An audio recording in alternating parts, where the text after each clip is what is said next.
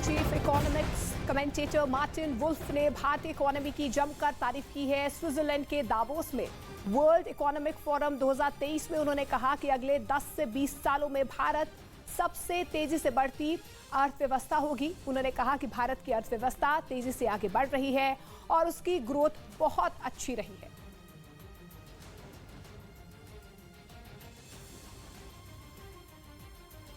तो दावोस में भारतीय इकोनॉमी की जमकर तारीफ की गई है। मार्टिन वुल्फ ने ये तारीफ की है। उनकी तरफ से कहा गया है कि भारत की अर्थव्यवस्था तेजी से आगे बढ़ रही है और उसकी ग्रोथ बहुत अच्छी रही है।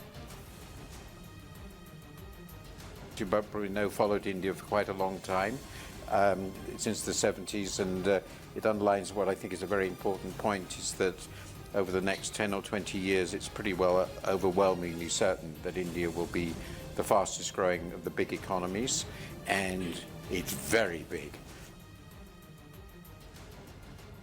हैदराबाद के सिकंदराबाद की इमारत में भीषण आग लग गई। मौके पर पहुंची दमकल की कई गाड़ियों ने आग पर काबू पा लिया।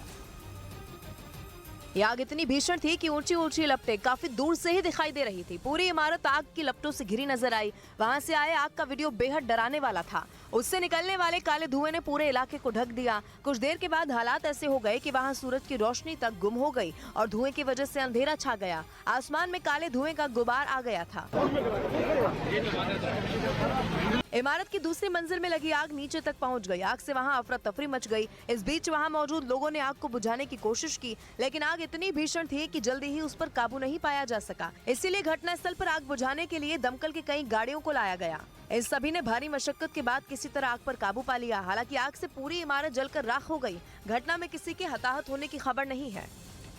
उधर अंधविश्वास फैलाने का आरोप लगने के बाद मध्य प्रदेश के छतरपुर के बागेश्वर धाम के धीरेन्द्र शास्त्री ने जवाब दिया। महाराष्ट्र के नागपुर में उनका 5 जनवरी से 13 जनवरी तक कार्यक्रम होना था, लेकिन धीरेन्द्र शास्त्री पर कार्यक्रम समय से पहले छोड़कर भागने का आरोप लगा और कहा गया कि वहां अंधविश्वास फैलाने आए थे। लेकिन जब उन्हें चुनौती दी गई तो वो कार्यक्रम बीच में छोड़कर चले गए। ये आरोप लगा तो बात बढ़ गई, जिसके बाद रायपुर पहुंच धीरेन्द्र शास्त्री ने आरोपों का जवाब दिया।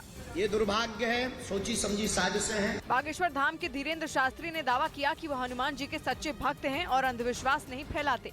तो हनुमान जी की पूजा करना अगर अंधश्रद्धा है तो भारत के जितने भी हनुमान भक्त हैं सब पर FIR होनी चाहिए। यही नहीं, उन्होंने साफ कर दिया कि महाराष्ट्र में उनका कार्यक्रम 7 दिन का था और वो कहीं नहीं भागे थे। गुरुग्राम में हाउसिंग सोसाइटी के एक फ्लैट में भीषण आग लग गई। हादसे में एक आदमी की मौत हो गई।